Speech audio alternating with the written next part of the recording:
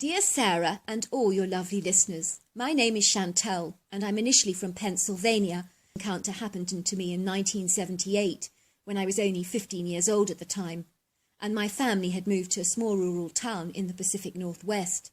My father had been offered an amazing job running a dairy farm for a farmer who'd been paralysed from the waist down from a dreadful accident where his tractor had accidentally rolled over his torso.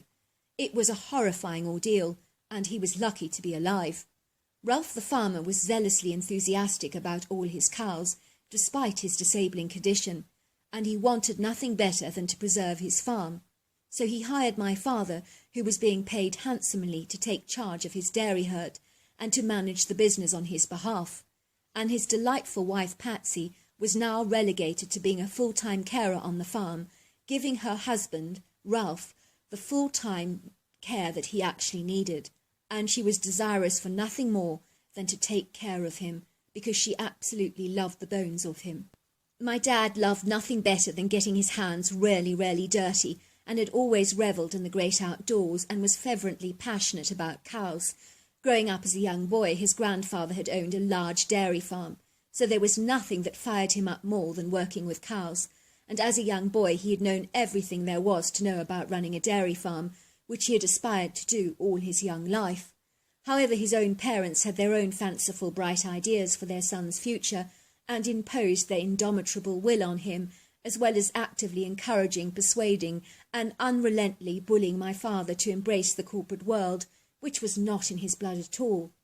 I think his pertinacious parents falsely believed that there was no future in dairy farming, and that real money was to be made behind a desk in the office. Little did they realise how wrong they were to impose their idealistic views and principles on my father.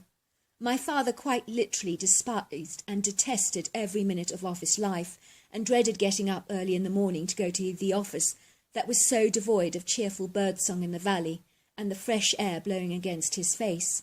One day he decided that he could not stand another day in an office inundated with telephone calls, faxes, urgent messages, officers' lunches, and copious amounts of coffee to calm down his frazzled nerves. As you can imagine, I was devastated to be leaving behind all my amazing friends and my school, as were both my two sisters, Polly 13 and Annabelle, who was 12. But we all knew how thrilled both my parents were about embarking upon this exciting adventure with a brand new life in the countryside, so we chose to embrace this great opportunity with a very positive, upbeat attitude. The short-term temporary plan was that we were to move into a rural neighbourhood and buy a house there, which we would eventually sell.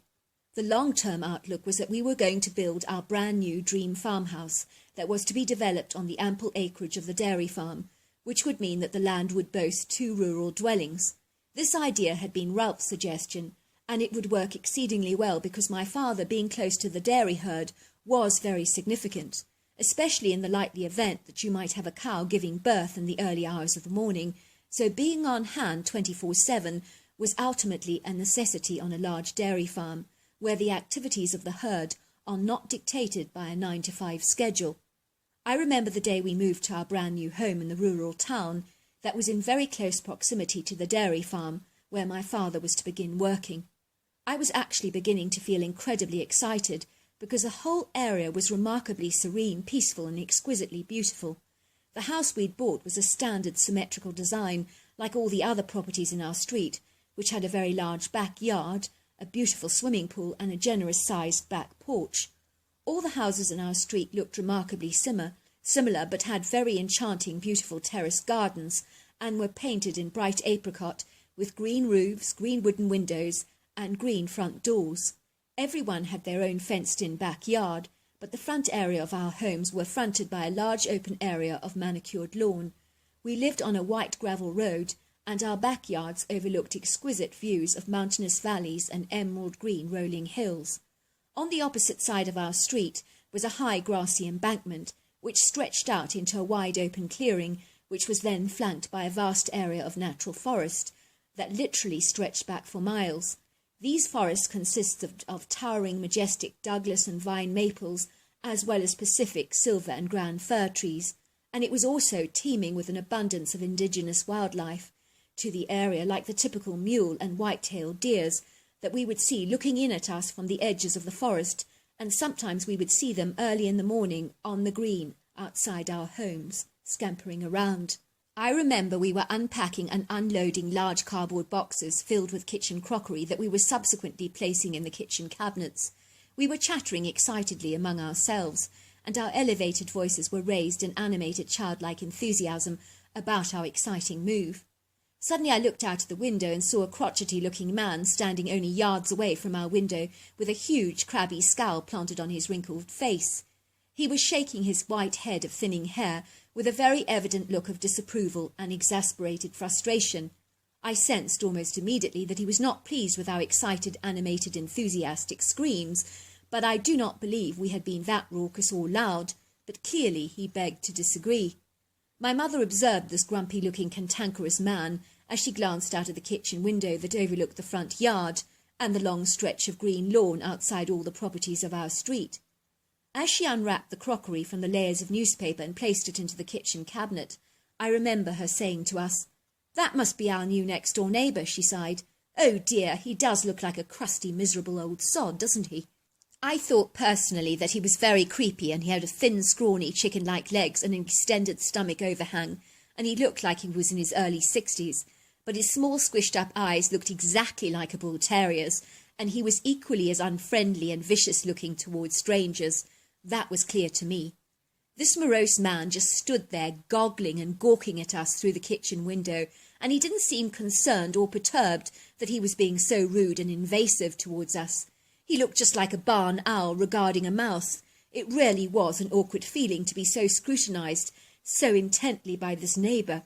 Finally he stopped goggling us and boldly pounded on our front door with 3 very menacing loud raps that sounded as sinister and airy as something out of a horror movie.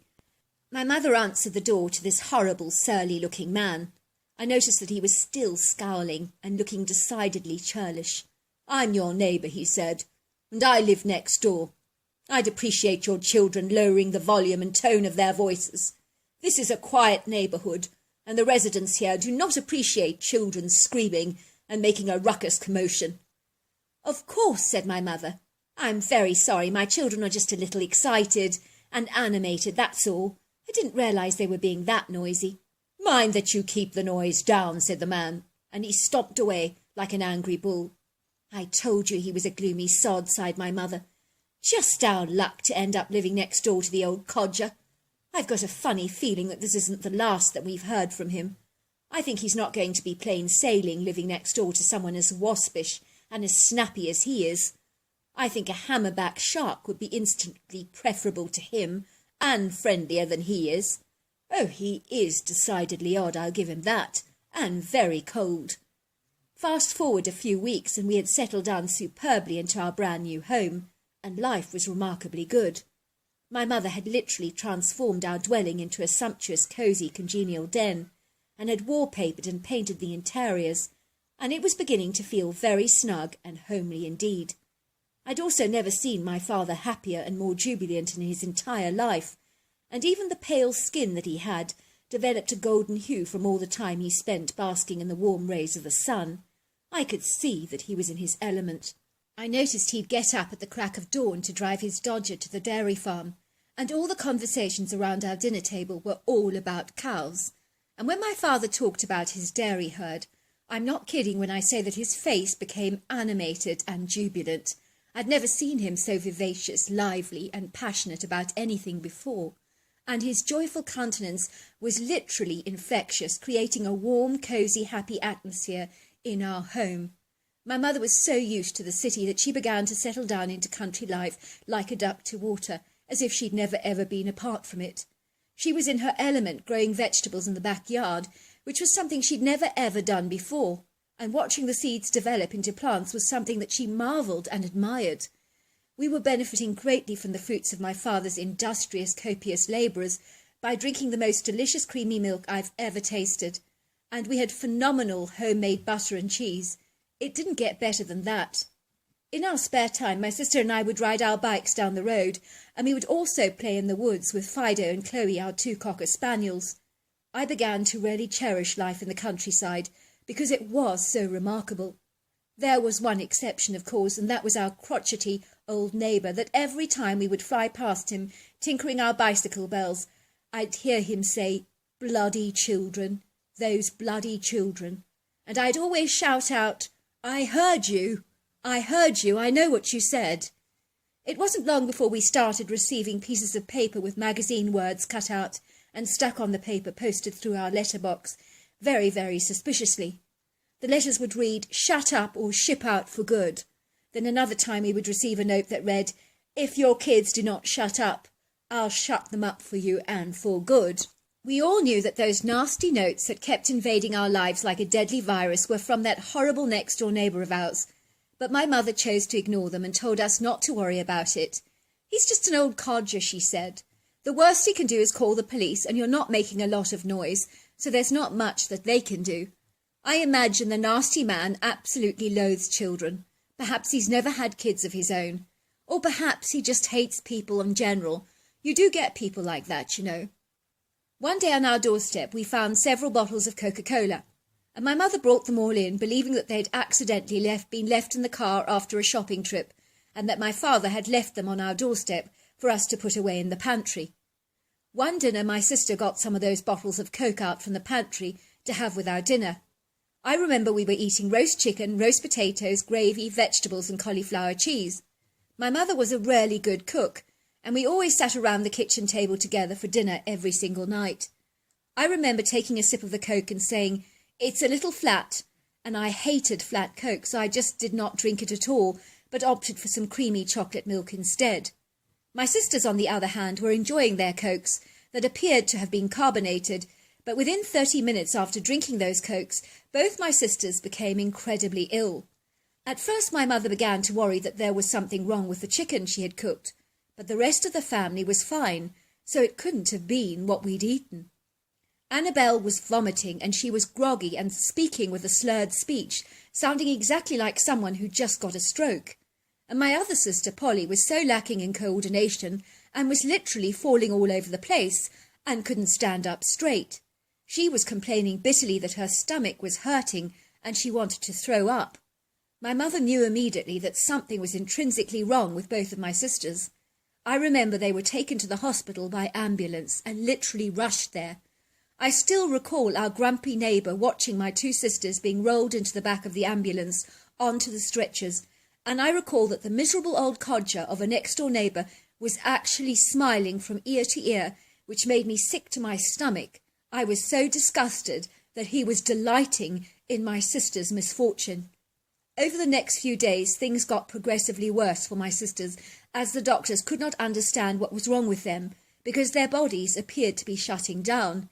It was one of the most harrowing and anguishing times of our entire life, as my parents thought that they were going to lose their children, and I thought I was going to lose both of my sisters, who were my best friends. One of the very intuitive, on-the-ball doctors, I'm glad to say, decided to run some tests for poisoning, and then they discovered traces of glycolic acid and formaldehyde in their bodies, which they believed were from antifreeze. The police were called to investigate the case immediately, and they literally raided our pantries, testing every conceivable product for antifreeze that we possessed in our entire home. The antifreeze was finally discovered in one of the Coca-Cola bottles that was still remaining. My mother remembered the Coca-Cola that she discovered on the doorstep, and also talked to the police about the insidious notes that we had been posted by our nasty neighbour, who clearly had an axe to grind with us, because that was the thing the police wanted to know. Was there someone who wished us harm? And actually the only person that we could think about was our grumpy neighbour. After these revelations, the police investigated our neighbour's house, and they found bottles of antifreeze in his store cupboards and other Coke bottles he had tampered with, which were poisoned with antifreeze that he was probably intending on using on us later. He had surreptitiously poisoned all the bottles of Coke, as he was desirous to kill us all, and he never believed he'd ever get caught, which was amazing. I still remember the day he was arrested by that police. He was spitting on the ground at my mother and I, as we watched him being dragged, kicking and protesting angrily to the police car. "I wish I'd killed the lot of you," he spouted. "The whole bloody lot of you."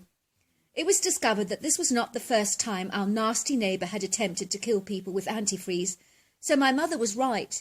He didn't just have a vendetta against children, he also hated people. It was discovered that the deaths of 2 of his previous wives had been deemed very suspicious and had presented with similar symptoms to both of my sisters, but as the formaldehyde had not been discovered in their systems, our neighbour had literally got away with murdering them quite easily without ever being detected. But I'm glad to say his duplicitous acts finally caught up with him, as invariably they usually will. While my sisters were in hospital, it was a tumultuous time for my parents, who were so wrapped up in worry and concern over my sisters that I began to feel very discluded, isolated, lonely and estranged. As a result, I began to spend copious amounts of time in the woods. Every day, much to the delight of my rambunctious cocker spaniels, I would take them for a long walk and play with them with a ball around the stream that meandered through the woods. It was such an enchanting idyllic spot in the woods, and the pebbly stream, dotted with some sculptural-looking rocks, possessed a swift current that literally jetted through the valley. I enjoyed dangling my feet in the cool water and listening to the lovely crashing sounds of the water thundering against the rocks. It was very relaxing and calming, exactly what I needed. I indulged myself in watching my 2 dogs playing around in the shallow parts of the stream. My dogs were not keen swimmers, but they appreciated splashing around in the shallow end and catching sticks or balls that I would throw for them. Once they retrieved a ball and a stick, they would immediately return it to me for me to throw them again. They were very clever and well-trained dogs.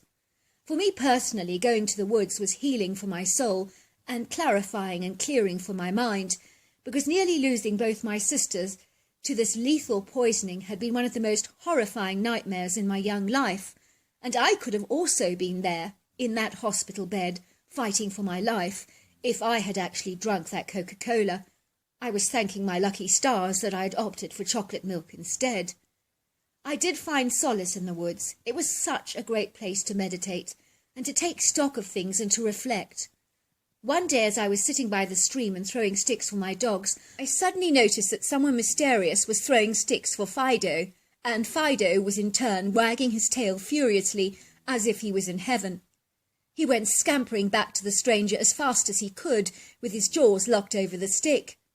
Fido had always been an assiduous, discriminating dog, and was so much less inclined to be friendly to strangers. But Chloe was usually the gregarious, uninhibited one. On this occasion it was Fido that was very amenable towards the stranger that was throwing sticks to him, but it was the flamboyant, boisterous Chloe that usually wasn't afraid of anyone that appeared to be keeping her distance. Fido clearly loved this elusive, somewhat mysterious stranger, whoever they were, who appeared to be keeping their distance from me as well, I noticed. The flamboyant Chloe appeared to be far less forthcoming. I didn't know what to think. Was it not rude for a stranger to interfere with a game that you were playing with your dogs, I wondered in surprise. Why was this stranger keeping such a distance and not introducing themselves to me? I watched the stick go flying towards Fido, who scuttled towards the stick and sprinted back towards the stranger with his jaws once again clutching the stick, which invariably I knew he would drop at the stranger's feet for him to throw again. I knew that was happening because that's how Fido always played the game. He was a very intelligent dog. I watched his tail wagging so exuberantly, and he was making the most delighted yaps that I've never heard him make before. I noticed when he kept returning to collect with the stick, he stank to high heaven as if he'd been rolling in something unmentionable and disgusting. It smelt a little bit like cheesy trainers. Every time Fido went back to the stranger to return the stick, I would hear this very strange chattering sound that sounded exactly like a monkey. It was very odd. I remember that I just couldn't understand what it could be. I immediately got up in awe and followed Fido towards the stranger, as curiosity finally had got the better of me, and I wanted to see who this person actually was. I was surprised to see that Chloe was keeping her distance, and her tail was hanging between her legs, as if she was extremely afraid, and I'd never seen her behave this subservient before. When I did approach the stranger, I could not believe what I was actually seeing. This was no human being that was throwing Fido sticks, but a huge hairy creature that looked like a human, only it was covered completely with hair, and it did have a distinct ape-like look to it as well. Body shape and face were definitely human, but there were those discrepancies. You see, the giant-like body of this creature was quite literally colossal. I'm not exaggerating when I say this creature towered at about 10 foot tall, and maybe even over 1,000 pounds, and 5 feet wide, and that's not exaggerating. It really was like meeting King Kong face to face. The creature also possessed very long arms that are so typical of the primate species. Every part of this creature's body was literally thick, burly, sinewy and muscular. It was covered from head to toe with long hazelnut hair, similar in colour to a chocolate Labrador. I did notice that the creature did have a very distinctive bullet-shaped head, very huge shoulders, and no visible neck to speak of. And its hairless face was human-like and leathery, and it had slim lips, a flat nose, very prominent brow ridge, and deep-set golden-brown eyes that twinkled with a warm energy that was very captivating. I don't know why the creature looked so surprised to see me, but it actually did. It had been throwing sticks for my dog, which certainly got my attention. So why was it surprised that I went to check out who he was? The creature had a very warm demeanour and a friendly countenance, but it was desperately shy. I could tell it adored Fido, and the feeling was quite clearly mutual. He even ruffled Fido's hair in front of me with a very affectionate way, and he threw the stick for him, and I watched Fido go tearing after the stick. Suddenly Chloe came into view, and she appeared to be very reluctant and retiring, and she didn't like the idea of getting close to that hairy humanoid at all. So the creature instead lunged towards Chloe with such affection and confident boldness. I watched in awe as it ruffled Chloe's hair very affectionately, and before I knew it, this hairy creature was throwing sticks for Chloe as well, and she was in her element, forgetting her former reluctance for approaching the creature. Gone was the reluctant Chloe, and the exuberant, enthusiastic, rambunctious creature was now bounding around happily after those sticks. I suppose looking back I should have been terrified by this incredible creature, because it would have taken nothing for him to snap my neck if he'd wanted to. He was, without doubt, an apex predator. He was powerful, majestic, strong and lofty. I imagine even the bobcats and mountain lions would have given him a wide berth. I knew instinctively I could trust this creature. How, I don't know why. Perhaps it was the human way he interacted with my dogs, and the way that both my dogs just trusted him so implicitly and were besotted over him. I was soon to realise that he was clearly a likeable character, and even I began to warm to him and feel comfortable in his presence, and he began to warm to me, I'm glad to say. I've never met a human that both my animals loved as much as they loved this extraordinary, mysterious creature. Every day we went to the woods, and I would throw sticks with this hairy creature. My animals just loved it. I tried to tell my parents about the hairy creature in the woods that loved our dogs and enjoyed playing in the woods with us, and my parents were so preoccupied with my sister's recovery and slow progress that I remember my mother saying, "Lovely, dear, how nice."